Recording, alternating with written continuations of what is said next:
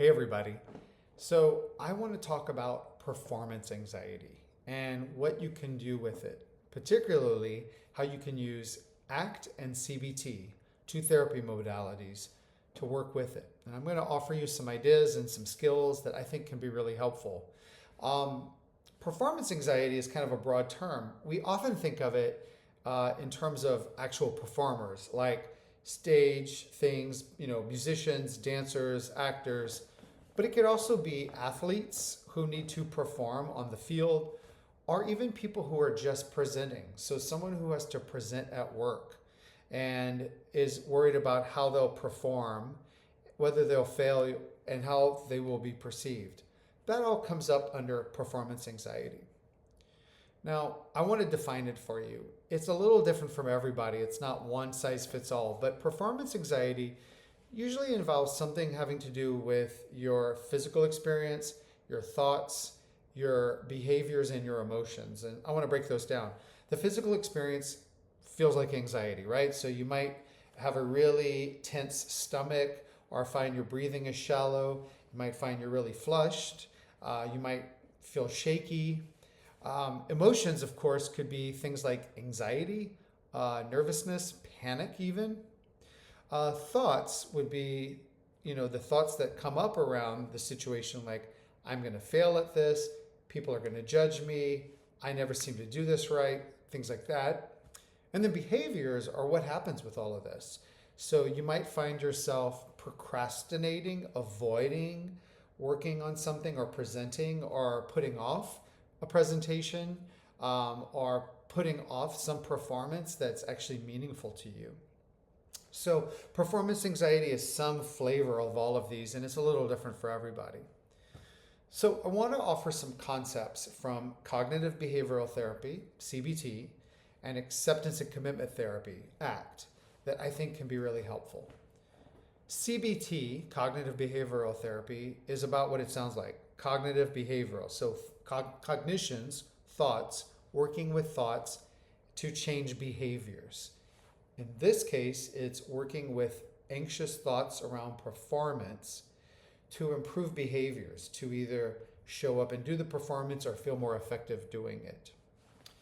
A couple of ideas that I can share with you that can be really helpful. One is simply to track your anxious thoughts and pay attention to how powerful they are, how they can just really hijack you. And in CBT, we have something called restructuring, where you take a thought and you restructure it to something more helpful, not ignoring reality. Like, this might be a really tough situation, but taking the thought and seeing if you can come up with an alternative that works better for you, but allows you to keep doing what you need to do, the behavioral part. So an example could be, I'm going to fail at this. That would be an example of an automatic thought that comes up, brings up anxiety, and leads you to want to avoid the situation. You could take a moment to think, what would be a thought that would help me better and reflects the situation? And it could be, this is a high stakes situation, I've prepared for it, and I'm good at this. I can do this. That would be an example of a restructuring. Another thing that can be helped that's a CBT intervention is running experiments. And what I recommend to my clients is start small, come up with something to try around this. So if it was presenting a meeting, you could start small by presenting to your small team that you work with every day. Present something to them and then check it out. How did it go? How was it received? If you flubbed something up, were you able to recover from it? So experiment to see, do I actually fail? And do people actually perceive me poorly? Or am I actually okay? So that's an experiment. You can just see what are the facts of the situation when you actually try it out. Again, start small with that one is the way I'd recommend it. Speaking of that, another CBT intervention that's highly effective and one that I always recommend to my clients is exposure. And exposure is where we kind of train our brain to work with the anxiety by starting really small and then gradually building up. So the way exposure works is you take something like performance. And so maybe it's playing music for public. And what you could do is then rank from lowest anxiety to highest anxiety, all the different activities along the way. So lowest anxiety might be, I'm going to play a song for my partner. That one's really low anxiety, but maybe you get a little tense, like, oh, what if I mess up? Okay. And then maybe the next one up would be, I'm going to play for 2 or 3 friends. And then the next one would be, I'm going to play in a public place. All the way up to, I'm going to perform in a concert. And what you can do then, once you've ranked those, is you can start those experiments I talked about. You can start with the very first one, practice it, see how you did, and then you can bump up from there. And as you do so, you can condition your brain to know that I stay okay in these situations. So those are some CBT interventions: restructuring your thoughts, working directly with your thoughts to find more helpful thoughts, experiments, and exposure. Acceptance and commitment therapy is a slightly different approach, but it's related.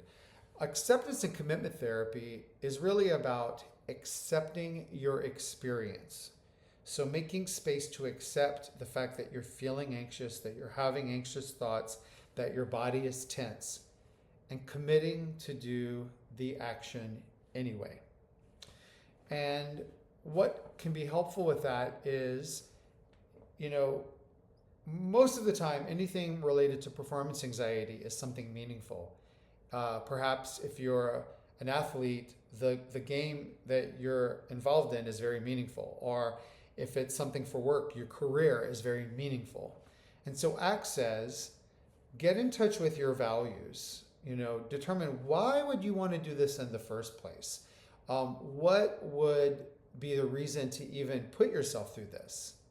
And then learn to work with what comes up when you do this. I mentioned one of the techniques, values clarification. Get in touch with the why. That can be really powerful. For you to get up in front of a group of people and speak, why is this meaningful for you? What does this do for your life? Another technique that can be really helpful from ACT is called diffusion. And what that is the concept that we can have a thought without buying into a thought.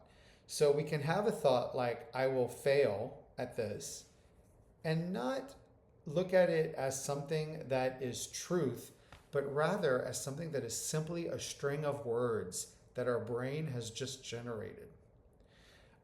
So having a thought means being able to say, oh, I'm having that thought again.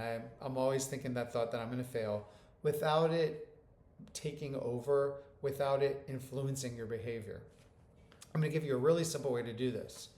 Hear the difference between I'm going to fail, how that feels, I'm going to fail, versus I'm having the thought that I'm going to fail. I'm having the thought that I'm going to fail. When you add that I'm having the thought, which is labeling it, you really put some space and take some power away from the thought. And that's this diffusion technique. The third ACT technique is kind of like exposure from CBT. It's called committed action. And so if you've figured out the why, why do I want to do this? What are my values around this? Why is this meaningful? And you've identified, and whenever I do this, I always have these thoughts and feelings. The performance anxiety symptoms I started this with. What action am I willing to commit to? Let me say that a different way. What am I willing to do that moves me toward my values, where I have these feelings, I have these thoughts, I have these physical sensations? So if we go back to CBT exposure, you might say, well, I'm going to need to start small. I'm going to need to start with something really low risk. And that will be uncomfortable, but I'm willing to have that discomfort to take some action. That's where you start. And that's why acceptance and commitment therapy, we call it ACT. The whole point is to take action. So ACT, again, getting clear on your values, learning to work with your thoughts by making some space from them, and then taking committed action. That can really help with performance anxiety. Okay, I want to give you a couple of strategies for how to work with this in the moment. And I think what matters most is that when you find yourself in the situation and your nervous system is getting elevated, it can be really helpful to do some grounding practices, some things that get you back in your body and help you feel grounded. One that I love, which I've talked about in other videos, is 5, 4, 3, 2, 1. Can't do it with my hands. You pause and you look around. What are 5 things you can see? What are 4 things you can feel? What are 3 things you can hear? What are 2 things you can smell? And what's 1 thing you can taste? What that does is that grounds you in your senses. It says, what are my senses registering right now? And that can help slow you down. Another really helpful skill for in the moment is box breathing. Relaxation breathing is a wonderful tool, and one that I love is called box breathing. You simply inhale for 4. 1, 2, 3, 4. Hold for 4. 1, 2, 3, 4. Exhale for 4. 1, 2, 3, 4. And then you repeat that for a few cycles until you start to feel grounded. That one can be really helpful. Finally, for people where breathing doesn't work or doing the senses doesn't work, a simple muscle relaxation exercise can help. And with this one, what you can do is tense up muscles in your body and then release them. So you can tense your shoulders, hold it, and then release. Tense your arms, hold it, and release. And you can go on through your body. Tense your legs, hold it, and release. You can kind of go top to bottom and tense up and release, and that can really help you feel calm and grounded. So those are just some things you can do in the moment that don't take long and that can kind of help you have a reset before you jump in. The other one that I mentioned, I want to just go a little more into, exposure practice. I think this is one, no matter who you are, if you have performance anxiety, that can be really helpful.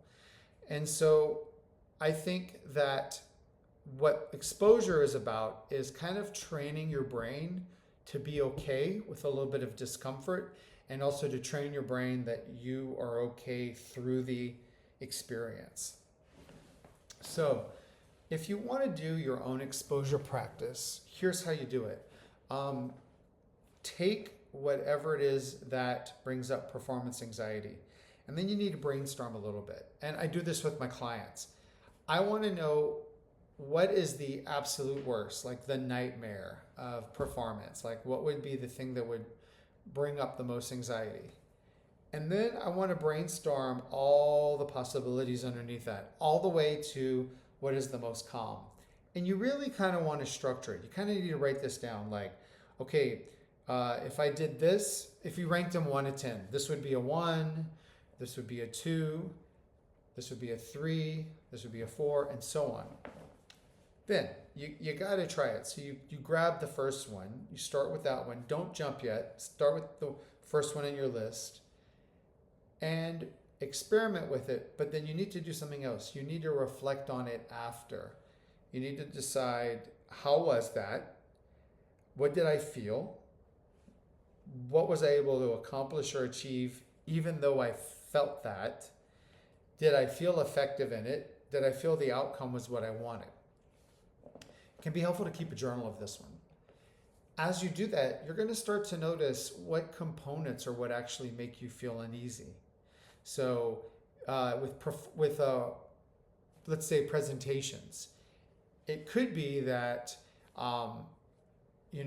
what is actually making you anxious is that your technology will go wrong or something, and that you worry that it will fail you. Or you could realize that it's having to present to your boss. And so getting really clear on what causes the anxiety can be helpful. And remember, you can do some of these grounding activities I just told you about. Then you go to the next one. And this is where it's hard now. You gotta be committed to this. You gotta say, all right, I did number 1. Now I'm going for number 2. This activity that's a little bit more challenging, I'm going to go for that one. And you keep going, 3, 4, 5, and on. And this could take a while, but until you get to the final big activity around performance, that's really tough. But there's a lot of evidence that shows that this works, and it can be really helpful. So those are some ideas. And I have blogs about anxiety, performance anxiety in particular, that you can read if you want to learn more. And I think my final piece of advice is if you have performance anxiety, start small. Just come up with something you can work with that's a simple experiment. What I mentioned earlier, one where you can try something out that's low stakes and see how you do with it and see what the outcome is, and then really get a feel for what it's like that you were okay in that situation. Okay, let me know if you have any questions about this. I love working with this stuff because I think all of us have something in our life where we have to be in the spotlight, and can be really helpful to work with some of these. And again, I have a blog post if you want to read more.